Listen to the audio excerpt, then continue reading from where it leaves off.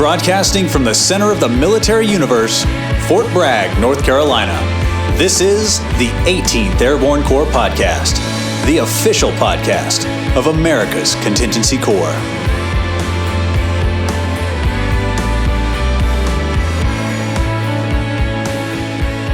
Hey there, this is Joe Buccino, host of the 18th Airborne Corps podcast. For this episode, we have the top general in the Army, the senior Army officer, General James McConville, the 40th Chief of Staff of the Army. The Chief of Staff of the Army is like the CEO for all of us, all soldiers who wear an Army uniform, and we had a great discussion with him. He gave voice to his priorities, spoke about a lot of the initiatives we talk about in this show and a lot of the ideas.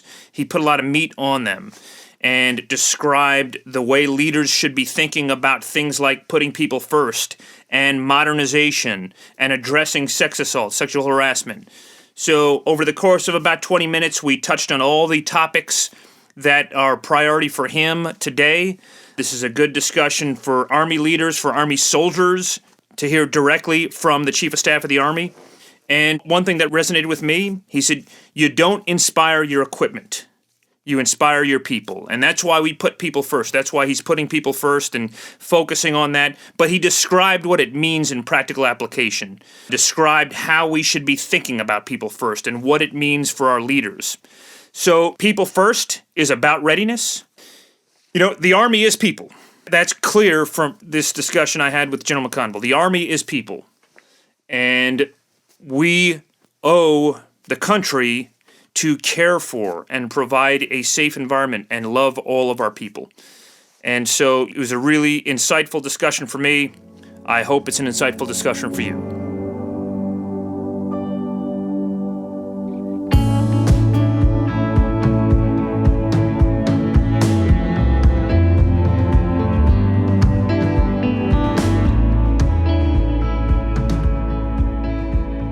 One of the things that we talk about very often in the Army, we hear about, is people first. We hear about it as a concept, sir.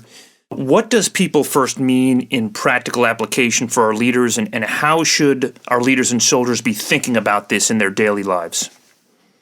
Yeah, I think as far as leaders and soldiers, just acknowledging that the Army is people. It's our greatest strength. It's our most important weapon system. And if you're a leader, you don't inspire your equipment. You inspire your people. And they're the ones that are going to do great things to achieve your mission. And you notice I say people and not go right to soldiers. And when I talk about people in the Army, I'm talking about certainly about our soldiers from the regular Army, but also really critical to the total force is National Guard and reserves, and leaders and soldiers should know that. They should also know that our Department of the Army civilians are absolutely critical to what we do. They do a lot of things with our generating force, a lot of things around the Army. Leaders and soldiers should acknowledge the importance of families. The families are the ones that enable us to do this job. And just for statistic is for leaders, 78% of our sergeants and above have families. So if we want to keep those leaders, we have to keep their families. So families are very important. And the final thing I'd ask to consider is our soldiers for life, our veterans and our retirees. And they're out in the civilian communities. They're inspiring other young men and women to serve, and they're also hiring our vets. So people are extremely important. Putting people first, getting the right people in the right job at the right time, that's what makes us the greatest Army in the world, and that's what gets us readiness. Yes, sir. And, we focus here on Fort Bragg, across the Army, on the harmful behaviors, on certainly sex assault, sexual harassment, extremism training, which is wrapping up here. One of the questions we got when folks knew we were going to do this discussion, sir, is there perhaps a balance between a focus on those behaviors and a focus on readiness? Or is it more, as you're describing, maybe a cause and effect between the two, sir? Yeah, what I would suggest to leaders, and as I go around and speak to them, we really want leaders to do is think about what they want to do and think about what they're trying to prevent. And so what I argue is what I want leaders to do at every single level is build cohesive teams that are highly trained, disciplined, and fit, and who are ready to fight and win. So if you're a squad leader, I want you to build a cohesive squad that's highly trained, disciplined, and fit, and ready to fight and win. If you're a company commander, same thing. It fits all the way up to the corps commander. I want that corps commander to build a cohesive corps that's highly trained, disciplined, and fit, and ready to fight and win. So when you look at it, while you're building this cohesive team that wins in the battlefield, where everyone treats everyone with dignity and respect, everyone takes care of each other, I would argue that you won't have sexual harassment, sexual assault, you won't have racism, extremism on your team or in your platoon or in your company, and you'll be doing a lot to prevent suicides. So I think it's the fundamental foundation, building cohesive teams for actually preventing these behaviors.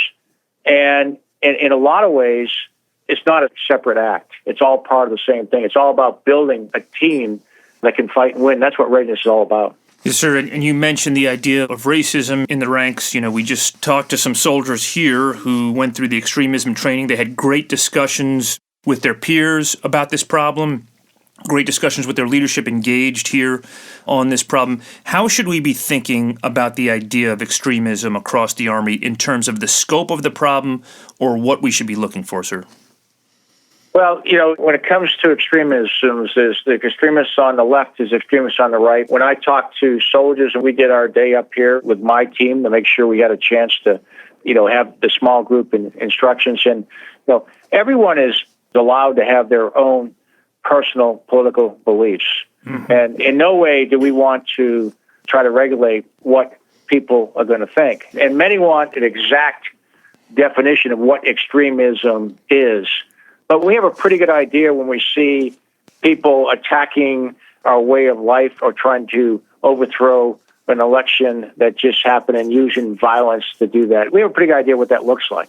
We have a good idea when people are coming out and trying to openly use violence against people based on their gender, their color, their ethnicity, their religion, or any other of the type things that we talk about. But I want to get back to what we want leaders to do. And that's to build cohesive teams. And the cohesive teams where everyone treats everyone with big respect, I don't see how you get racism and extremism when you're doing that. And if you have an organization where everyone's taking care of each other, everyone's ready to intervene when they see these type things happening, that is what's going to make us the best Army in the world. The other thing is, which a lot of junior leaders don't think about, but I do, and many of the senior leaders do, is we have to maintain the all-volunteer force. We are very blessed that the American people hold us in very high esteem, most respected institution in the country.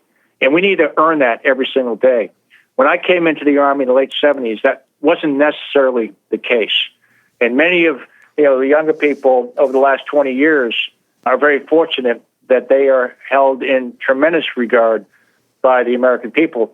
But when I look at it, if we have sexual assault, sexual harassment, racism, or extreme of these harmful behaviors in our force, parents are going to think twice before they let their sons and daughters come in the Army. So we all have to have an environment where everyone feels like they belong so we can have the greatest Army in the world and the best people in the nation want to come and serve. Yes, sir. That history, as you point to, demonstrates that trust can be eroded if we're not constantly working at it and constantly rebuilding. And that's what we owe the country, sir, of course. And, towards that end, the People First Task Force, those leaders have been on the show. What are some of the tangible measures, perhaps, that are coming out of the People First Task Force, things that we can look for, ideas that may be implemented across the force in the future, sir? Well, they're doing a lot of good work at all levels. At the lowest level, and many of you have heard of this, is the Sergeant Major of the Army. This is my squad. And it's built around a golden triangle where every soldier has a leader, whether it's a squad, platoon sergeant, whatever leader it is that really cares about them. But they tie into, they connect that soldier to a leader, they connect that soldier to a buddy that cares about him, and they connect the family to that unit. And that's how you get a cohesive team. So when things aren't going well, when someone's having some challenges, the team's there to protect them. And it starts at the lowest level to make sure that we're getting after that. But we're also standing up a Cohesion Assessment team that's going to go around and check units and see which units have climates that are permissible for harmful behaviors, and they'll certainly be able to take actions. We're standing up more sophisticated investigative type teams that are independent of the immediate chain of command, that when allegations are made, they have the capability to go ahead and investigate. We're going to include this in our assessment programs for command, whether it's battalion command, brigade command, and soon to be first sergeant, command sergeant major. So future leaders that want to be future leaders or senior leaders, how they handle these type problems in their units is going to be assessed as they come up through the ranks. And we expect them to be proactive about preventing these type of harmful behaviors that are in our units. We're going to tell them up front, and they will be evaluated on them as they come forward. But what we're really trying to do is inculcate it into the culture that if you're an American soldier, these are the values we expect you to have. If you're an American soldier and you want to wear this uniform and be on this team, you're not authorized to bring discredit to all the great soldiers that have gone before you, those who jumped into Normandy, that fought across Europe, that stood strong at places like Bastogne and brought freedom to Europe and the Pacific. Those who fought in Korea in some of the toughest fighting in the mountains of Korea, those who fought in Vietnam and all the great heroes that fought together. You're not authorized to bring discredit to those great men and women who served our country so well. And when you do these type of harmful behaviors, you do that. And from where I sit, you're not authorized to do that. Yes, sir. And the Battalion Command Assessment Program and Brigade Command Assessment Program is obviously a part of ensuring we have leaders who are scanning for these kind of things, and we've heard very good things about those programs. You know, certainly the more you know about a leader who's selected to lead in that kind of fashion and with such authority, the better we're going to do. How do you feel now? How confident are you in the Battalion and Brigade Command Assessment Program, sir? I feel very good about them. And I think what we're doing is we're seeing changes in behavior. You know, interesting enough, we'll take a look at a group and they will be screened by the boards. Is very similar to how we used to do the battalion command and brigade command boards. And what we find is about 12 to 13% that would have been principals in command have some holes in their swing that do not permit them to go into command right now. And what we are doing is providing them coaching and the ability to try out again next time. And we're finding about 20% of commanders have the ability to go ahead and move up. They came out on the initial screening as alternates, but when they got to the assessment program, which I try to equate more to a professional football combine, although it's much more than just physical type of attributes, but you can be an alternate and show up at the assessment program and move into the principal role.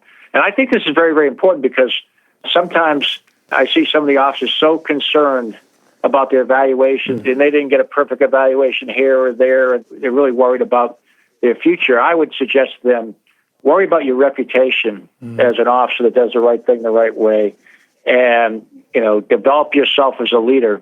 And those qualities will come up when you go to the Battalion Command Assessment Program and the Colonel's Command Assessment Program. And we're seeing that during all the iterations that we've had so far. Yes, sir. And, you know, just maybe to land this on kind of a note here, you mentioned the Cohesion Assessment Team. It sounds like this is a team that's going to visit different installations, different organizations, just take a look, not an investigation, but just take a look at the organization, the climate, how things are going. Can you give a little more into that, sir? I think that might be an interesting note here, sir. And what we're trying to do is we're trying to pilot. And again, we're in the process right now of trying to figure out what's the best way to check on units' culture when it comes to some of these harmful behaviors that are out there. And what we want to do is be able to provide commanders some insights on what's happening at the lowest levels inside the units. And it's really more about outcomes rather than compliance. And so what do I mean by that? A lot of times we'll send inspectors around, whether it's Inspector General, and when they grade a sexual harassment response program, they're looking at compliance. How many SARCs do you have? How many unit victim advocates you have? Do they go to school? How many people have taken classes and those type things? But what we're interested in, and we found during the Fort Hood independent review, is we're very interested in what's the culture, what's the climate. Is it permissible for harmful behaviors? Are the young soldiers that come into the organization or soldiers that may be of a different race or a different gender, are they treated in a fair and equitable manner? Are they treated that they belong with a sense of belonging inside the organization? And we think that's very, very important to getting after this unit cohesion, which is what gives us readiness and what allows us to win on the battlefield. Yes, sir. Certainly the more you know about your organization, just like the more you know about yourself, through your own fitness, through the ACFT, through the BCAP program, the more you know, the better prepared you're going to be to lead and the better your organization's going to be, sir, certainly. So just kind of a final note, sir, if we could just land on your priorities. How should leaders across the Army, across the 18th Airborne Corps be thinking about your priorities, sir? First of all, I want to thank the 18th Airborne Corps for what they do every single day. It's an incredible organization. It has incredible units in it. The soldiers, families, civilians, and quite frankly, the soldiers for life that come from that great organization are wonderful. And we really appreciate their service. We appreciate their commitment. We appreciate their character. We appreciate the fact that they care about the future of the Army. And so when it comes to my priorities, it's people first, again, and that's because it's our people in the Army that make us the greatest Army in the world. And I think people are more important than equipment, and it's our people that are going to set us on the right course for readiness and modernization. And then when it comes to readiness, a lot of people have talked about a focus. And when I take a look at readiness, what I'm arguing for is that we need to build from the bottom up. We need to have a very strong foundation for readiness. So what that means to me is you make sure you have highly trained, disciplined, and fit soldiers, squads, platoons, and companies, and spend most of your time and resources there, and then get the battalion and the brigade type operations on at the combat training centers, rather than spending an equal amount of time, at each echelon. So if you don't have enough time, I look at it more as a pyramid, where most of the time on the individual and squad, followed by platoon and company, less time on large exercises at the battalion and brigade level, and you certainly still go to your combat training center. And what you'll find is when you go to the combat training centers, when you go to combat, when you have great squads, platoons, and companies, everything else will follow. If you don't get that right, it's like building a house on a weak foundation. And when things get tough, when the storm hits, that house won't be as strong as you want. So I think that's very, very important on how we train our soldiers, that we focus on the squads, we focus on the platoons and companies to really make sure they can get out at night, live fire on unfamiliar terrain against an uncooperative enemy and win. And if you have the time, and the resources, spend it on battalion and brigade if you have that time, but don't skimp on the foundation if you have a challenge with time and resources. And the last thing, the 18th Airborne Corps is doing a great job in the divisions within the Corps and helping us out, but we must transform the Army now. And what do I mean by that? Every 40 years, I argue that we must transform the Army. We did it in 1940 when General Marshall said, my job, that's how we won World War II. A lot of things came out of that time frame, and quite frankly, they weren't there before the war started. We did it in 1980 when I came into the Army. That's where we got like the Big Five, the Abrams tank, the Bradley, the Apache helicopter, the Black Hawk, and the Patriot, and some other type systems, and we're incrementally improved that, but it's not just about equipment. It was about doctrine, which was airland battle. It was about standing up the combat training centers, and it was standing up the all-volunteer Army. But as we go into the future, we're trying to do here is make sure that our young soldiers and officers have the doctrine which we're developing for all domain operations, with our contribution being multi-domain operations, that they have the right doctrine to fight into the future. They have the right type of organizations whether it's multi-domain task forces or it's multi-domain operations equipped units that can operate in this environment, that they have the right training capability. And the Corps has been helping out with this is, we're going to be able to do augmented and reality and virtual reality type training in this the integrated visual augmentation system, which you all have been helping us develop. Mm-hmm. And then, when we take a look at our modernization priorities, long-range precision fires, next-generation combat vehicle, future vertical lift, the network, and air and missile defense and soldier lethality, all those systems are being developed with soldier touch points from the 18th Airborne Corps, and they're really making a difference on setting us up for the future. So it's exciting times in the Army. Speed, range, and convergence is going to matter. That's going to give us decision dominance on the battlefield. That's going to give us the overmatch we need to continue to operate in what we call great power competition. And the 18th Airborne Corps is a critical part of that. Yes, sir. Well, thank you so much for your time and your leadership, and we greatly value this insight and this wisdom, and have a great day. Well, thank you. You too. Thanks. Thank you.